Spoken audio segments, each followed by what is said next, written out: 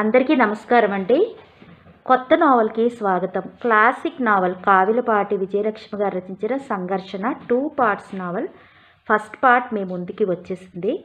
ఈ పార్ట్ విన్నాక నేను ఇప్పుడు మళ్ళీ సెకండ్ పార్ట్ చదివేస్తున్నాను. ఎందుకంటే అబ్బా ఎంత బాగుందో స్టోరీ, తర్వాత ఏమవుతుంది అనే ఒక సస్పెన్స్ అయితే క్రియేట్ అయిపోతుంది. మీరు చాలా లైక్స్ నేను అడగకుండానే ఇస్తారు. ఇంత మంచి కథ, క్లాసిక్కేనండి. ఎట్లా అయినా ఎంత బాగుందో మీరే చూడండి. నాకు లైక్లు ఇచ్చేయండి. మీ కామెంట్స్ కోసం ఎదురు చూస్తూ ఉంటా. ఈ 3 డేస్ నుంచి కొంచెం మా విల్లాలోనే ఈ ఎదురింట్లో పెళ్ళి ఉంది. సో ఆ బిజీలో పడాల్సి వచ్చింది, తప్పదు, సంఘ జీవితం కదా. సో కథలోకి వెళ్ళిపోదామా? నన్ను మర్చిపోయావా బావా? అడిగిందామె చిరునవ్వుతో అతడి దగ్గరలో నిల్చుని. నువ్వు నువ్వు అని ప్రశ్నించిన మూర్తి కనుబొమ్మలు ముడిపడ్డాయి. రాధని గలగలా నవ్విందామె అతని కంగారుకు. అతని గుండె గుభిల్లు మంది. అదే నవ్వు, అదే కొంటెతనం. ఒకప్పుడు తనను కవ్వించి నవ్వించి ఏడిపించిన రాధ. అప్పటి అమ్మాయి రాధ ఇప్పుడు యువతిగా, సన్నని పవిట చాటున తళతళ మెరిసే మంగళసూత్రాలతో గృహిణిగా తన ముందు నిల్చుంది. ఎందుకు వచ్చినట్లు? మౌనంగా నిల్చుండిపోయిన అతని వైపు బాధగా చూస్తూ, ఏం కంగారుగా ఉందా బావా? నేను రావటం నీకు ఇబ్బందిగా ఉందా అడిగింది. ఆహా కాదు కాదు, ఎందుకు వచ్చావా అని. ఎందుకా అని నవ్వి, అక్కయ్య సంగతి ఏం చేద్దామని అడగాలని వచ్చాను అంది రాధ. ఇప్పుడేమిటి ఆ ఆలోచన? డబ్బు ఈ మధ్య పంపించలేకపోతున్నాను అదా? సరే, వచ్చే నెల నుంచి పంపిస్తాలే. అది కాదు బావా, మరి అక్కయ్య ఎక్కడ ఉంటుంది అనే సమస్య. నాన్నగారు ఎప్పుడో పోయారు, ఆ సంగతి నీకు తెలిసే ఉంటుంది. ఇప్పుడు అన్నయ్య కూడా పోయాడు. అయితే అతను కనుబొమ్మలు చిట్లించి ఆమె వైపు చూశాడు. అన్నయ్య పోయి అప్పుడే 6 నెలలయింది. వదిన ఇప్పుడు తన 2 పిల్లలతో పుట్టింటికి వెళ్ళిపోవాలని నిర్ణయించుకుంది. అవన్నీ నా దగ్గరెందుకు? మీతో సంబంధాలు నాకెప్పుడో తెగిపోయాయి. తెంపేసుకున్నాను అను, బాగుంటుంది. నిర్మల చూస్తే అనవసరమైన గొడవ. వెళ్ళిపోరాధా. వెళ్ళిపోతాను. వెళ్ళిపోక నీ ఇంట్లో ఉండాలని వచ్చానా? కానీ కాస్త న్యాయంగా ఆలోచించు బావా. ఏమిటి ఆలోచించాలి న్యాయంగా? నన్నేం చేయమంటావు ఇప్పుడు? చిరాగ్గా అన్నాడు అతను. అక్కయ్యకు నీ ఇంట్లో తలదాచుకోవడానికి స్థానం ఇయ్యవు. వీలవదు. రోషంతో రాధ వదనం కందిపోయింది. వీలవదు. ఎలా వీలవదు? నువ్వెంత స్వార్థపరుడివి. ఒక్కసారి వెనుతిరిగి గతంలోకి చూడు. నీ ఉద్యోగం, హోదా, ఇప్పటి నీ భార్య, ఇవన్నీ నీకెలా వచ్చాయో మనసున్న మనిషిగా ఒక్కసారి ఆలోచించు. కనీసం వంట మనిషిగా అన్న అక్కయ్యకి నీ ఇంట్లో స్థానం ఇయ్యి. ఆ స్థానం నువ్వే ఇవ్వచ్చు. నాతో తీసుకుపోయేదన్నే కానీ మాది ఉమ్మడి కుటుంబం. వంట చేసి బ్రతికేలా ఉంటే నా ఇల్లేనా ఉన్నది? మరో ఇల్లు చూపించు. చిచ్చి, నోర్ముయ్, గెట్అవుట్. గేటు వైపు చెయ్యి చూపించాడు మూర్తి. ఎంత పొరకమ్మి ఉన్నావు నువ్వు. నీకు అక్కయ్యకు తెగతింపులు కాలేదు, గుర్తుందా? నేను లాయర్ భార్యని. నువ్వు ఎలా ఆమెను పోషించవో, నీ ఇంట్లో ఎందుకు స్థానం ఇవ్వవో చూస్తాను అని క్షణం తర్వాత బాధగా నిట్టూర్చి, అక్కయ్య నీ సుఖం కోసం ఎంత త్యాగం చేసిందో ఆలోచించు. ఆమెను ఉసురు పెట్టడం, అల్లరి పడటం నీకు న్యాయం కాదు. నీ ఇంట్లో ఆమె గుట్టుగా ఉంటుంది. నీ మొదటి భార్యగా నీ భార్యకు తెలియనివ్వదు. ఇదిగో నా అడ్రస్, ఆలోచించి ఉత్తరం రాయ్ అంటూ తన అడ్రస్ ఉన్న కాగితం అతని వైపు విసిరి గిరుక్కుని వెనుతిరిగింది రాధ. వెనుతిరిగి వెళ్ళిపోతున్న రాధ వైపు చూసి నిరసనగా నవ్వాడు మూర్తి. ఆ నవ్వు విన్న ఆమె చివారున అతని వైపు తిరిగి అసహ్యంగా చూస్తూ, చదివిన మనిషి కన్నా కుక్క నయ్యమనిపించు మూర్తి అని తాను అలాగే నవ్వింది. ఎందుకు అలా నవ్వింది? ఏమిటా గతం? ఇదిగో మావయ్య, పాస్ అయ్యాను అన్నాడు మూర్తి పరందామయ్య చేతికి మార్కులు లిస్ట్ ఇస్తూ. కళ్ళజోడు సవరించుకుని అతని మార్కుల లిస్టు చూసి, ఓరి పడవా, బాగా వచ్చాయే మార్కులు అంటూ నవ్వి, మీ బామ్మ ఏమన్నారు అడిగాడు పరంధామయ్య. బామ్మకి చెప్పలేదు ఇంకా. ఉద్యోగం ఏదన్నా చూడు మావయ్య అన్నాడు మూర్తి. నీకెవరిస్తారో ఈ ఉద్యోగం? 16 నిండాయి అంతే కదా అంటూ మూర్తి వైపు పరిశీలనగా చూశాడు పరంధామయ్య ఏదో ఆశతో. మౌనంగా తలవాల్చాడు మూర్తి. అతని వదనం చిన్నబోయింది. తల్లి తండ్రి పోయిన మూర్తి బామ్మ సంరక్షణలో పెరిగి పెద్దవాడయ్యాడు. 2 గదుల పెంకుటిల్లు, 2 ఎకరాల పొలం వారి ఆస్తి. ఓ గదిలో వారుంటూ ఓ గది అద్దెకిచ్చింది మూర్తి బామ్మ అన్నపూర్ణమ్మ. భూమి సాగుకిచ్చింది. వచ్చే ధాన్యం, ఇంటి అద్దెతో గుట్టుగా కాలక్షేపం చేసేవారు. మూర్తి తండ్రి పరంధామయ్య స్నేహితుడు కావడాన్న వీరి మంచి చెడ్డలు చూసి ఆదుకునేవాడు పరంధామయ్య. బామ్మగారిని ఓసారి రమ్మను, మాట్లాడతాను. మూర్తి, నీకు ఇంకా చదవాలని ఉందా అన్నాడు పరంధామయ్య. డబ్బు కావాలి కదా, చదవాలని ఉంటే మాత్రం ఎలా? పోనీ డబ్బు పెట్టేవారు ఎవరైనా ఉంటే చదువుకుంటావా? నవ్వాడు మూర్తి. నన్నెవరు చదివిస్తారు మావయ్య అంటూ. నేను అన్నాడు పరంధామయ్య. వద్దులే మావయ్య, ఏదైనా ఉద్యోగం చూసి పెట్టు. నీ మొహం నీకేం తెలుసు, కానీ బామ్మగారిని పంపిద్దు. గబగబా ఇంటికి వెళ్ళిన మూర్తి, బామ్మ, మావయ్య నేను ఎందుకో రమ్మన్నాడు. ఇదిగో మార్కుల లిస్ట్ వచ్చేసింది, పాస్ అయ్యాను అన్నాడు. మావయ్యను ఉద్యోగం సంగతి అడిగావా ప్రశ్నించిందామె. మూర్తి స్కూల్ ఫైనల్ చదువుతున్న దగ్గర నుంచి తనకు తెలిసిన ప్రతి వారికి మా మనవడు స్కూల్ ఫైనల్ చదువుతున్నాడు, ఏదైనా ఉద్యోగం చూసి పెట్టండి అని చెప్తోంది అన్నపూర్ణమ్మ. చెప్పాను, నిన్నోసారి రమ్మన్నాడు, చూసి రద్దు విసుగ్గా అన్నాడు మూర్తి. పరంధామయ్య నేను చదివిస్తాను అన్న దగ్గర నుంచి అతని హృదయంలో అలజడి రేగింది. రండి రండి కూర్చోండి అంటూ పీట వాల్చాడు పరంధామయ్య అన్నపూర్ణమ్మను చూస్తూనే. ఆమె సంతోషంగా నవ్వుతూ కూర్చుని, మా మూర్తి పరీక్ష పాస్ అయ్యాడు బాబు, ఏడుకొండలవాడి దయ వలన. ఏదైనా ఉద్యోగం ఉందా బాబు, నన్ను మాట్లాడాలని రమ్మన్నారట ఆతృతగా అడిగింది అన్నపూర్ణమ్మ. చిన్న కుర్రాడు, అప్పుడే ఉద్యోగం ఎలా చేయించగలమండి అని నవ్వేసి అదే మాట్లాడదామని ఆగాడు. ఏం చేద్దామంటారు ఆమె ప్రశ్న. చదివిద్దాం. నేను సాకలేను బాబు. పోనీ నేను చదివిస్తానులేండి. తెలివైన కుర్రాడు. మీరా? ఆమె ఆశ్చర్యంగా చూసింది అతని వైపు. అతను తన చేతి డబ్బు ఖర్చు కాకుండా ఉపకారం కావాలంటే చేసే మనిషి కానీ చేతి డబ్బు ఖర్చయ్యే ఏ ఉపకారం జోలికి పోడు. ఆ సంగతి ఆమెకు బాగా తెలుసు. అవునండి, నేనే మూర్తిని ఇంజనీరింగ్ కోర్సు చదివించాలనుకుంటున్నాను. ఈసారి ఆమె నమ్మలేకపోయింది. గబగబా చురుగ్గా ఇతను ఎందుకిలా అంటున్నాడా అని ఆలోచించి, ముందు చదువుకని డబ్బు మదుపు పెట్టి తర్వాత ఇల్లు భూమి జప్తు చేస్తాడు అనుకుని, వద్దులేండి బాబు, ఆ గూడు ఆ నేల పిత్రార్జితం, చదువుకని తగలేస్తే పక్షిలా నిలబడిపోతాడు. చదువైన వెంటనే ఉద్యోగం దొరుకుతుందని నమ్మకం ఏమిటి? ఏ చిన్న ఉద్యోగం అన్నా సరే చూసి పెట్టండి అంది. అతను గలగలా నవ్వి, మీరు అలా భయపడనవసరం లేదు, కానీ మా సత్యవతి ఎలా ఉంటుందంటారు? మూర్తికి తగిన పిల్లేనా అడిగాడు. సంతోషంతో ఆమె కన్నులు చెమ్మగిల్లాయి. ఎంత మాట! దానికే మేలిమి బంగారంలా ఉంటుంది. వాడికి పిల్లనిచ్చి మీ కడుపులో వేసుకుంటానంటే నాకు అంతకన్నా కావాల్సిందేముంది? సరే అయితే నేను చదివిస్తాను మూర్తిని. ఆ 3 ముళ్ళు వేయించేద్దాం. ఇప్పుడా? సత్యవతికి ఎన్నో సంవత్సరం? 13. ఇప్పుడే మీ ఇంటికి పంపించేయనులేండి నవ్వాడు. అది కాదు, అమ్మాయి కూడా స్కూల్ ఫైనల్ అయ్యాక చేద్దాం. వాడెక్కడికి వెళ్తాడు అంది అన్నపూర్ణమ్మ. సమ్మతించాడు పరంధామయ్య. మరి కొంచెం సేపు మూర్తి చదువు గురించే మాట్లాడుకున్నాక వెళ్ళిపోయింది అన్నపూర్ణమ్మ. ఇంటికి వచ్చాక కానీ మనవడికి భోజనానికి ఆలస్యమైందని అనిపించలేదు అన్నపూర్ణమ్మకి. రా బాబు, భోజనానికి చాలా రాత్రి అయింది, ఏదో మాటల్లో పడి అంటూ పీట వాల్చింది.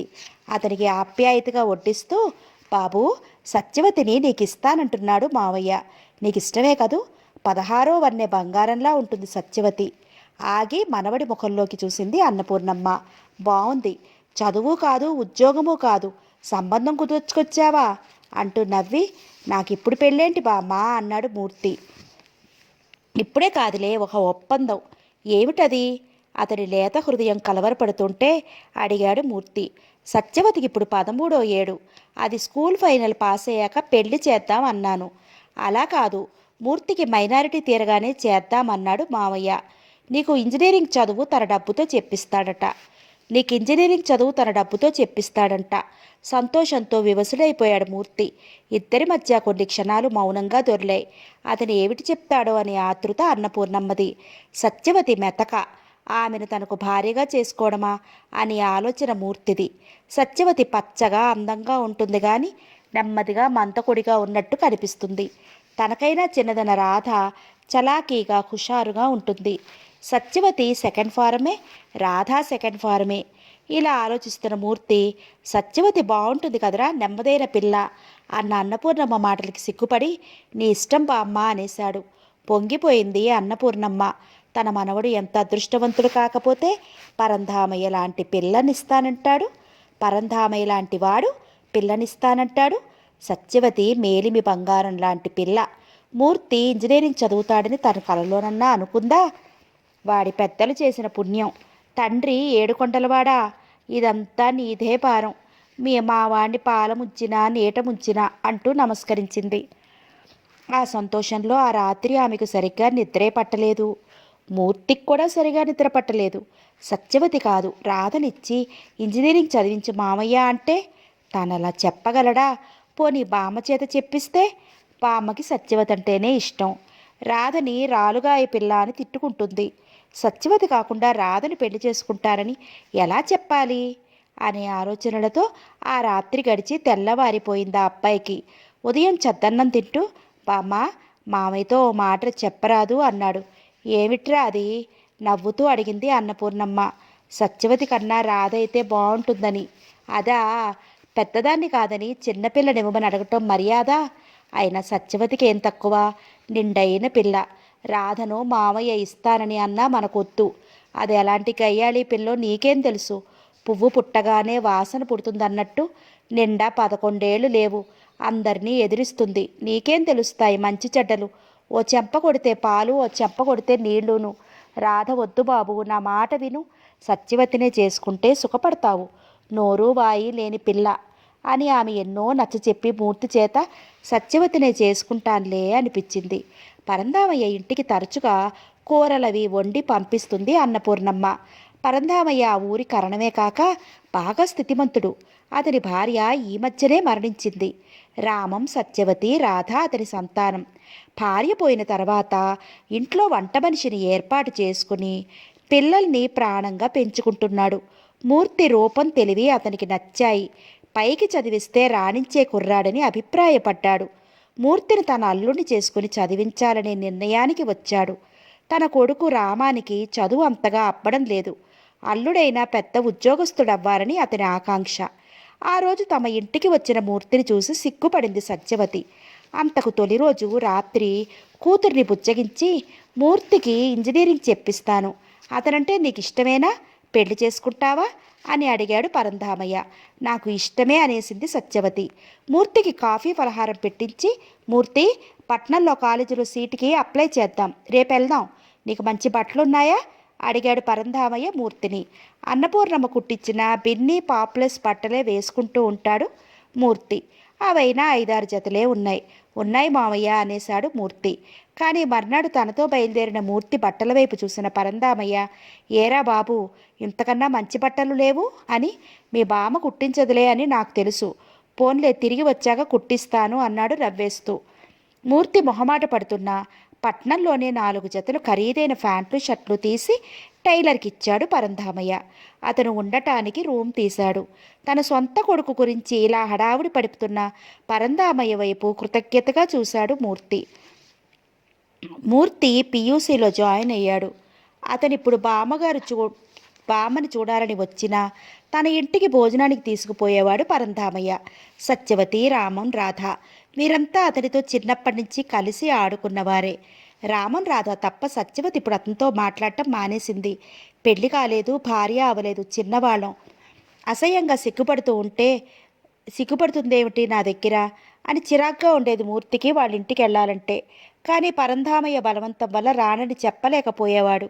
పండగ సెలవులకి ఇంటికి వెళ్ళకూడదనుకున్నాడు మూర్తి. సెలవులు ఇచ్చారు. 1-2 రోజులు గడిచాయి. మూర్తి ఇంకా రాలేదని ఎదురు చూసిన పరంధామయ్య పట్నం ప్రయాణం కట్టేశాడు. అతనికి కాబోయే అల్లుడు చెడు స్నేహాలు చేసి చెడిపోతాడేమో అనే భయం కూడా ఉంది. పరంధామయ్యను చూడగానే తనను తీసుకుని వెళ్ళాలనే వచ్చాడని గ్రహించేశాడు మూర్తి. పరీక్షలు దగ్గరవుతున్నాయి. ఇక్కడే ఉండిపోవాలని ఉంది మామయ్య అన్నాడు బెరుగ్గా. అక్కడే చదువుకోవచ్చులేవోయ్, మేడ మీద చిన్న గది నీ ఒక్కడికే కేటాయించాను. పండగ పూట ఇక్కడ ఉండిపోతావా? రా పోదాం అన్నాడు పరంధామయ్య. మౌనంగా ఉండిపోయిన మూర్తి వైపు చూసి నవ్వుతూ, రా పోదాం, నీకేమైనా మర్యాద తక్కువ చేశానా? మా సత్యవతి ఏమైనా అందా? చలోక్తిగా అన్నాడు మళ్ళీ. సత్యవతికి అర్థం లేని సిగ్గు, ఫ్రీగా ఉండదు. అది నాకు ఇష్టం కాదు మావయ్య అని చప్పున అనేశాడు మూర్తి. అర్థం లేనిదే సిగ్గేలా వస్తుంది అదా అంటూ సంతోషంగా నవ్వి, అందరూ నీతో ఫ్రీగానే ఉంటారు, సత్యవతిని కూడా నీతో ఫ్రీగా మాట్లాడేయమని మందలిస్తాను, సరే? బస్ టైం అయిపోతోంది, పోదాన్రా అన్నాడు పరంధామయ్య.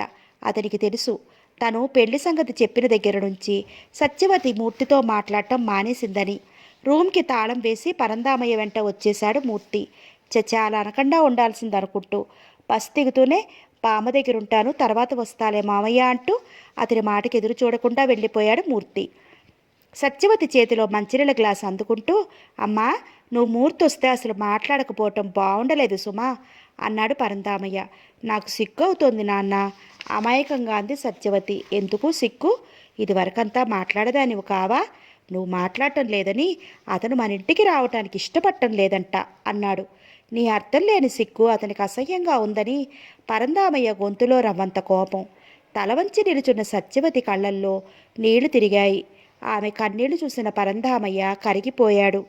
ఆప్యాయంగా ప్రేమగా ఆమె తల నిమురుతూ, తప్పమ్మా, అతను మన ఇంటికి వచ్చినప్పుడు నువ్వు అసలు మాట్లాడకపోతే ఏమనుకుంటాడు? బస్సు దిగి అలా బామ్మ దగ్గరికి వెళ్ళిపోయాడు. ఎంత రమ్మన్నా మన ఇంటికి రాకుండా. వెళ్ళు, ఓసారి నువ్వే పిలిచే మన ఇంటికి రమ్మని అన్నాడు పరంధామయ్య. సత్యవతికి మూర్తి మీద కోపం వచ్చింది. నేను మాట్లాడకపోతే తాను మాట్లాడకూడదు, పైగా సిగ్గు లేకుండా నాన్నకు ఫిర్యాదు చేశాడు అనుకుంటూ గబగబా మొహం కడిగి సిల్క్ నీలం జరీ బోర్డర్ పరికిని గులాబీ జాకెట్టు వేసుకుని అద్దంలో తన ప్రతిబింబం ఒకసారి చూసుకుని అన్నపూర్ణమ్మ గారి ఇంటి వైపు బయలుదేరింది. ఏయ్ మూర్తి, ఏమిటి మా నాన్నతో అన్నావుట? సుడిగాలిలా తన గదిలోకి వచ్చి కందిన ముఖం, నీరు తిరిగే కనులు, తను ఎదురు ప్రశ్నించిన సత్యవతిని చూసి తెల్లబోయాడు మూర్తి. సత్యవతి వస్తుందని అతను అనుకోలేదు. పరంధామయ్య వచ్చి ప్రతిమాలడతాడనుకున్నాడు. ఈ 6 నెలలై సత్యవతి తాను మాట్లాడుకోవటం మానేశారు కానీ ఇదివరకైతే ఎంతలా మాట్లాడుకుని ఒకరినొకరు ఉడికించుకునేవారు. మెతక ముద్దు అని నీకు చదువు రాదని సత్యవతిని ఉడికించేవాడు మూర్తి. ఆమె పరీక్ష తప్పినప్పుడల్లా 10వ తరగతిలో ఓసారి, సెకండ్ ఫారంలో ఒకసారి, 5వ తరగతిలో ఒకసారి సెకండ్ ఫారంలో ఒకసారి పరీక్ష తప్పింది సత్యవతి. అన్నపూర్ణమ్మతో ఫిర్యాదు చేసేది సత్యవతి. చూడమ్మమ్మ, మూర్తి నన్ను ఎలా అంటున్నాడో అని. ఆడపిల్ల దానికేంటి, చదివినా పోయే, చదవకన్నా పోయే, నువ్వు చదువుదు, దాని జోలి నీకెందుకు అని మూర్తిని మందలించేది అన్నపూర్ణమ్మ. స్కూల్ ఫైనల్ ఫలితాల్లో మూర్తి నెంబరు పేపర్లో పడలేదు. అప్పుడు సత్యవతి అబ్బాయి గారు ఎందుకు పరీక్ష తప్పారో అని ఉడికించింది. రాధ కూడా ముద్దబ్బాయిల జాబితాలో నిన్ను చేర్చవచ్చా అని నవ్వింది. పుస్తకాలు రాగానే ముందు సత్యవతిని పిలుస్తూ పరంధామయ్య ఇంటికే వెళ్ళాడు మూర్తి. జామ చెట్టెక్కి పిందెలు కొరికి దిగువకి విసురుతూ చెట్టు కొమ్మల కూర్చుంది సత్యవతి. ఏ కోతి, దిగిరా, ఇదిగో చూడు, నేను మంచి మార్కులతో పాస్ అయ్యాను అన్నాడు మూర్తి గర్వంగా నవ్వుతూ. అబద్ధం, కొట్టిపారేసింది సత్యవతి. పందెం కాస్తావా అడిగాడు మూర్తి. ఎన్ని రూపాయలు సవాలు చేసింది సత్యవతి. బుర్రగొక్కున్నాడు మూర్తి. పాపం, డబ్బులేమిస్తావు కానీ ఒక్క మొట్టికాయ అని కిలకిలా నవ్వింది సత్యవతి. సరే దిగిరా అన్నాడు మూర్తి రోషంగా. చెట్టు దిగి ఓ దూర జామకాయ మూర్తి జేబులో పెట్టి, ఏవి మార్కులు చూపించు అంటూ అతని ప్రక్కన నిల్చుంది సత్యవతి. అతను పుస్తకం తెరిచాడు. ఆమె అతని తలపై సన్నగా మొట్టి ఇంట్లోకి తుర్రున పారిపోయింది. ఆమెను తరుముకు వస్తూ పరంధామయ్య కనిపించగానే ఆగిపోయి, పాసయ్యాను మామయ్య అని పుస్తకం అతనికి చూపించాడు. ఆ తర్వాత సత్యవతి తనతో గాని తాను సత్యవతితో గాని మాట్లాడలేదు. ఆనాటి సంఘటన గుర్తుకు రావడంతో కొంటెగా నవ్వుతూ, ఏమిటి చెప్పాను మీ నాన్నతో, సత్యభామల అలా ఫోర్స్ పెట్టావు అని ఆమె దగ్గరగా వచ్చి, సత్యవతి పందెం గెలుచుకుంది అని ఆమె తలపై టక్కున మొట్టాడు మూర్తి. అమ్మమ్మ, చూడు మూర్తి ఏం చేస్తున్నాడో గట్టిగా అరిచింది సత్యవతి. ఏమిటి చేస్తున్నాడే భడవా, అలా అరవ్వచ్చా అని ముసుముసుగా నవ్వుకుంటూ అన్నపూర్ణమ్మ, ఏం చేశావోయ్ మూర్తి అంటూ పక్కవాటాలో అద్దెకుంటున్న ఆవిడ గది కడపలోకి వచ్చేసరికి సిగ్గుపడిపోయిన మూర్తి, ఆహా ఏం లేదండి అన్నాడు తడబాటుగా. మూర్తికి సత్యవతినిచ్చి పెళ్లి చేస్తారని, అందుకే పరంధామయ్య మూర్తిని చదివిస్తున్నాడని పల్లె పట్నం కానీ ఆ ఊరంతా పాకిపోయింది. వాళ్ళు అలా వచ్చి అడగటంతో సిగ్గైపోయిన సత్యవతి పరుగులాంటి నడకతో ఇంటికెళ్ళిపోయింది. పండగ రోజున బామ్మతో పాటు పరంధామయ్య ఇంటికెళ్ళక తప్పలేదు మూర్తికి. సత్యవతి మాత్రం ఎవరేమి చెప్పినా మూర్తితో మాట్లాడడం కానీ అతని ఎదుట తిరగడం కానీ చెయ్యలేకపోయింది. ఆమె స్వభావమే అంత. గబగబా మాట్లాడటము, చురుగ్గా తిరగటము ఆమెకు చేత కాదు. బావా బావా అంటూ నవ్వుతూ హాస్యాలు చేస్తూ అతని వెంట వెంట తిరిగేది రాధ. నిన్న మొన్నటి వరకు మూర్తి అని పిలిచే రాధ బావా అని పిలుస్తుంటే అదోలా అనిపించేది మూర్తికి. రాధే సత్యవతి అయితే, సత్యవతే రాధ అయితే బావుండును అనుకునేవాడు. ఇప్పుడైనా మించిపోయిందేముంది, సత్యవతి వద్దు రాధని పెళ్లి చేసుకుంటానని చెప్పాలనుకునేవాడు. కానీ ఎందుకనో చెప్పలేకపోయాడు. అతను ఇంజనీరింగ్ 2వ సంవత్సరం చదివేటప్పుడు సత్యవతితో ఘనంగా వివాహం జరిగిపోయింది. చదువు పూర్తయి ఉద్యోగంలో స్థిరపడ్డాక సత్యవతిని కాపురానికి తీసుకువెళ్లే ఒప్పందంతో. సత్యవతి చదువు మరీ మందకొడైపోయింది. 4th ఫారం వరుసగా 3 సార్లు తప్పింది. తాను పరీక్ష ఫెయిలైనట్టు ఫీల్ అయ్యాడు మూర్తి.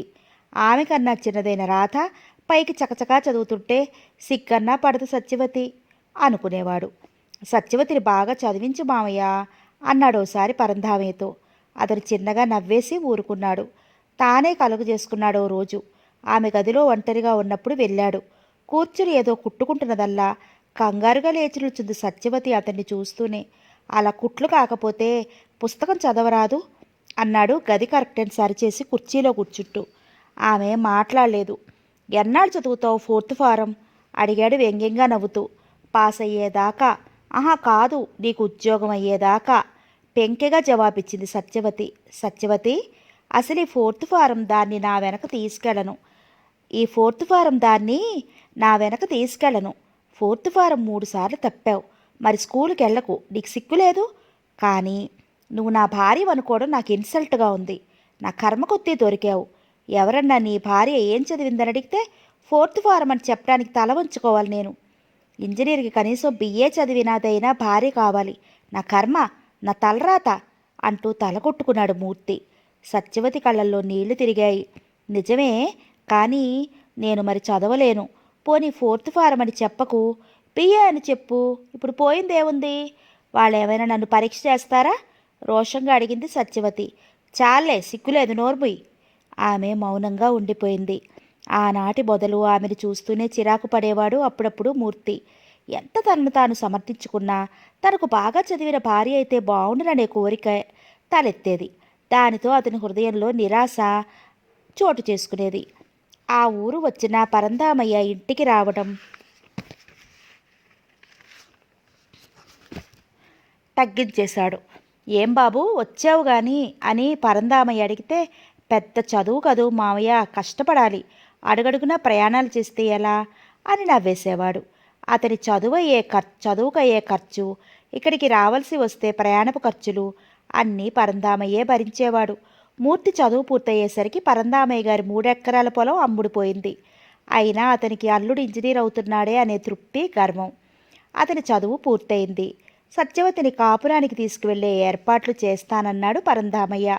ఉద్యోగం అవని మావయ్య, ఇద్దరం చిన్నవాళ్లమేగా అని బిడియంగా నవ్వేశాడు మూర్తి. ఉద్యోగ ప్రయత్నమని మరి కాస్త డబ్బు పరంధామయ్య దగ్గర తీసుకుని ఎటెటో తిరిగి వచ్చేవాడు మూర్తి. వచ్చిన దగ్గర నుంచి పరంధామయ్య కూతురు తీసుకెళ్ళమని, లేకపోతే తన ఇంటికి రమ్మని చెప్తుంటే విసుగ్గా ఉండేది. ఓసారి వారింటికి వెళ్ళినప్పుడు సత్యవతిని మెట్రిక్ పరీక్ష కట్టమని ఒత్తిడి చేశాడు. నేను చదవలేను మూర్తి, నిస్సహాయంగా దీనంగా అంది సత్యవతి. చదవాల్సిందే, చదవకపోతే నేను ఏనాటికి నేను కాపురానికి తీసుకెళ్ళను విసుగ్గా అన్నాడు మూర్తి. నేను చూస్తాలే, ఎవరినన్నా బలవంతంగా చదివించగలవేంటి? నేను చదవను, ఏం చేస్తామే అని అక్కడి నుంచి వెళ్ళిపోయింది సత్యవతి. ఆమెకు ఓ రకమైన గర్వం. మూర్తి అంటే లోకువా ఉన్నాయి. తన తండ్రి డబ్బుతో చదివినవాడు, తన మీద ఎందుకు అథారిటీ అని. రాధ బిఏ పరీక్ష చదువుతోంది. రాధంటే మూర్తికి ఇష్టం. రాధ చలాకీగా తెలివిగా కనిపించేది. తనతో చనువుగా హాస్యాలు చేస్తూ బావా బావా అంటూ వెంట వెంట తిరిగేది. తాను పొరపాటు చేశాడు. సత్యవతిని వద్దని రాధని కోరుకోవలసింది. కాస్త ఛాయ తక్కువైనా రాధ అందవే తనకిష్టం. ఇంజనీరునయ్యాననే సంతోషం కన్నా సత్యవతి తన భార్య అనే విషయం కృంగదీసేది అతని మనసుని. అన్నపూర్ణమ్మకి అకస్మాత్తుగా జబ్బు చేసి మృత్యుముఖానికి ఈడ్చింది. ఆమె తన మనవడి చెయ్యి పరందామయ్య చేతిలో పెట్టి కన్ను మూసింది. మూర్తిని తన ఇంటికి వచ్చేయమని బ్రతిమలాడాడు పరందామయ్య. అతను నిరాకరించాడు. కొన్నాళ్లుగా మూర్తి వైఖరి కనిపెడుతున్న పరందామయ్య నొచ్చుకున్నాడు. తర్వాత మంచి రోజు చూసి, మూర్తి, సత్యవతిని కాపురానికి తీసుకెళ్తే నీకు భోజనం ఇబ్బంది ఉండదు, ముహూర్తం పెట్టించాను, ఏమంటావు అడిగాడు మూర్తిని. మొదట ఇప్పుడు కాదని, ఇంకా పరందామయ్య ఏదో నచ్చజెప్పబోతే తనకేదో కంపెనీలో ఓ పోస్ట్ వచ్చిందని అక్కడికి వెళ్ళి స్థిరపడ్డాక తీసుకెళ్తానని చెప్పి తప్పించుకున్నాడు. ఆ మాట తండ్రి ద్వారా విన్న సత్యవతి తనకై తాను మూర్తి ఇంటికి వెళ్ళింది. ఎందుకు ఇలా వచ్చావు? మీ నాన్న నా దగ్గరికి పొమ్మన్నాడా? వ్యంగ్యంగా నవ్వుతూ అడిగాడు మూర్తి. మా నాన్న నన్నెప్పటికీ పొమ్మనడు. సంతోషం. కొన్ని క్షణాల క్రితం పెదవి పైపెంటితో నొక్కుతూ మౌనంగా నిలుచుని ఏటో శూన్యంలోకి చూస్తూ కూర్చున్న మూర్తి వైపు చూసి, పోనీ మూర్తి, మీ ఇంటికి వచ్చి వంట చేసి పెడతాను, తప్పు కాదుగా. మేము ఈ ఊళ్ళో ఉండగా నువ్వు హోటల్ భోజనం చేయడం ఏం బాగుంటుంది చెప్పు. నాన్న మన గురించి ఎంత బాధపడుతున్నారో. అతన్ని అనునించబోయింది. బాధపడవద్దని చెప్పు. ఈ ఊళ్ళో కూడా ఇంకెన్నాళ్ళో ఉండనులే. మళ్ళీ అతనికి ఏమని చెప్పాలో, ఏం మాట్లాడాలో అని ఆలోచనలో ఉన్నట్టు కొంచెంసేపు మౌనంగా ఉండిపోయి, నువ్వు మా ఇంటికి వచ్చి ఎన్ని రోజులైందో గుర్తుందా మూర్తి అడిగింది సత్యవతి. అయితే ఏంటిప్పుడు? చిరాగ్గా కనుబొమ్మలు చిట్లించి అన్నాడతను. నువ్వు మారిపోయావు. అతను మాట్లాడలేదు. కనీసం రాధతో మాట్లాడినట్లన్నా నాతో మాట్లాడవు. అసలు నేనంటే ఇష్టం కాదా? ఇష్టం కాదంటే మీ నాన్న నన్ను కోర్టుకిచ్చడు. నాన్న నుంచి భయంతో నిన్ను భారీగా ఒప్పుకుంటున్నావన్నమాట. నాన్న నుంచి భయంతో నన్ను భార్యగా ఒప్పుకుంటున్నావన్నమాట. చచా, ఏమిటి న్యూసెన్స్, వెళ్ళు. అసలు నువ్వు ఇక్కడికి ఎందుకు వచ్చినట్లు? చప్పున ఆమె కళ్ళల్లో నీళ్లు తిరిగాయి. అసలు మా ఇంటి వైపే రావడం మానేశావు. పెళ్లి కాకపూర్వం కొంచెంసేపైనా నాతో మాట్లాడేవాడివి నవ్వుతూ. అసలు ఇప్పుడు నేను కనిపిస్తేనే చేదరించుకుంటున్నావు. వద్దు మూర్తి, నీ మనసులో నేనంటే అయిష్టతకు చోటివ్వకు. జీవితాంతం ఓ దగ్గర కలిసి బ్రతకవలసిన వారం. మన బ్రతుకులు నరకం చెయ్యకు. నరకమే అవుతాయో స్వర్గమే అవుతాయో తర్వాత మాట కానీ, అసలు ఇప్పుడు నీతో మాట్లాడాలంటే నాకు అసహ్యంగా ఉంది.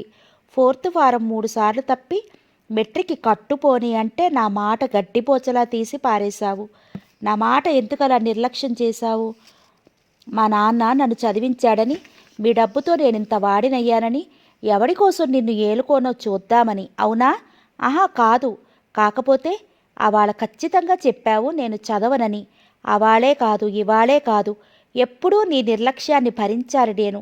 వెధవని, తెలివి తక్కువ వెధవని. స్కూల్ ఫైనల్తో ఏదో ఉద్యోగం సంపాదించి బ్రతికితే నీకింత లోకువయ్యేవాణ్ణా? ఎవరు లోకు చేశారు నిన్ను? నీ నీడ చూసి నువ్వు జడుసుకుంటున్నావు. మా ఇంట్లో కొత్తగా అద్దెకి దిగిన ఆయన భార్యను కథలు రాయమని వేపుకు తింటున్నాడు. మొన్న ఆమె మీద చెయ్యి చేసుకున్నాడు. అతను చెప్పినట్టు విని ఆమె కథలు రాయటం లేదని. అలా ఉంది నీ ఒత్తిడి. నవ్వి, ఒకసారికి 10 సార్లు చదివితే ఎందుకు పాస్ అవ్వవు? కథలకి చదువుకి సాపత్యమా అన్నాడు మూర్తి. అంతా 1కి 10 సార్లు చదివి పరీక్ష పాస్ అయి నేను ఉద్యోగం చెయ్యాలా? ఎందుకు మూర్తి? నేను చస్తే నువ్వు బ్రతకటానికి, సరా? ఆమె తల వంచుకుంది. చెక్కిళ్ళు మించి జారిపోయే కన్నీళ్లు ఒత్తుకుని, సరే వెళ్ళిపోతాను. ఉద్యోగం ఏదో వచ్చిందని అన్నావుటగా, ఎప్పుడు వెళ్తావు అడిగింది. రేపే పోతాను. అసలు ఈ ఊరి నుంచి పోతే గాని నాకు శని వదలదు. అతని వైపు ఒకసారి చూసి వెళ్ళిపోయింది సత్యవతి. తమ ఇద్దరి మధ్య జరిగిన సంభాషణ ఎవరికీ చెప్పలేదేమే. మనసంతా బాధగా బరువెక్కడంతో తలనొప్పని వాళ్ళంతా మంచం మీద కళ్ళు మూసుకు పడుకుంది. తానంటే మూర్తికి ఇష్టం లేదు అనుకున్న సత్యవతి ముఖం దుఃఖంతో కుమిలిపోయింది. మూర్తికి ఉద్యోగమై 6 నెలలు దాటింది. పరందామె రాసిన ఉత్తరాలకి జవాబుగా వచ్చిన మూర్తి ఉత్తరాలను చూసి సంతృప్తి పడని పరందామయ్య అల్లుడి దగ్గరికి ప్రయాణమై వెళ్ళాడు. నవ్వుతూ మర్యాదగా గౌరవంగా పలకరించాడు మూర్తి పరందామయ్యను. ఒకరోజు ఉండి మళ్ళీ సత్యవతిని అతని దగ్గరికి పంపించడానికి ఎప్పుడు మంచి రోజో చెప్పి, ఆ రోజు నీకు సెలవు దొరుకుతుందా? వస్తావా? నన్ను తీసుకొచ్చి దిగపట్టమంటావా అడిగాడు. నీకెందుకులే అనవసర శ్రమ మామయ్య, కొత్త పోస్టు కదా, ఓ 6 నెలల దాకా సెలవు పెట్టకూడదు అని ఇంకేవేవో తనకి ఇప్పట్లో రావడానికి వీల్లేదంటూ సాకులు చెప్పాడు మూర్తి. అంతేకాక తనే స్వయంగా వచ్చి సత్యవతిని తీసుకెళ్తానని చెప్పాడు. నిజమే అని పొంగిపోయాడు పరందామయ్య. దసరాకి బట్టలు కుట్టించుకో అంటూ 100 రూపాయల కాగితం ఇవ్వబోయాడు. వద్దు, మీ అమ్మాయికి చీర కొనండి అని తిరస్కరించాడు మూర్తి. నవ్వుతూ సంతోషంగా అల్లుడికి తనకు మధ్య జరిగిన సంభాషణ చెప్తున్న తండ్రి వైపు జాలిగా చూసింది సత్యవతి. ఎంత తెలివైన వారైనా, ఎంతటి వ్యవహారకర్తలైనా ఎంత తమాషాగా మోసపోతూ ఉంటారు ఒక్కోసారి. అసలు తన కూతుర్ని వదిలించుకోవాలని, దూరంగా ఉంచాలని మూర్తి వేస్తున్న ఎత్తులు అవన్నీ. అతను ఇంజనీర్ అయిన తర్వాత పూర్తిగా మారిపోయాడని ఎరుగడు పాపం అనుకుంటూ మరి 4 నెలలు దొరికిలాయి. మూర్తి రాలేదు సరికదా, ఉత్తరాలు రాయటం తగ్గించాడు. ఆ ఊర్లో ఉన్న తమ ఇల్లు భూమి అమ్మకానికి పెట్టాడు. ఆ మాట విన్న పరందామయ్య మతిపోయింది. నమ్మలేకపోయాడు. ఈ సంగతి నిజమా అని మూర్తికి ఉత్తరం రాశాడు. కానీ మూర్తి నుంచి జవాబు రాకపూర్వమే ఇల్లు భూమి ఇన్ని వేలకి పురోణి రాయించుకున్నాను. బాబుగారు 2 నెలల్లో వస్తారని తానెరుగున్న షావుకారు చెబుతుంటే వినలేకపోయాడు పరంధామయ్య. రిజిస్ట్రేషన్ అయిపోయిందా అని అడిగాడు. అవునన్నాడతను.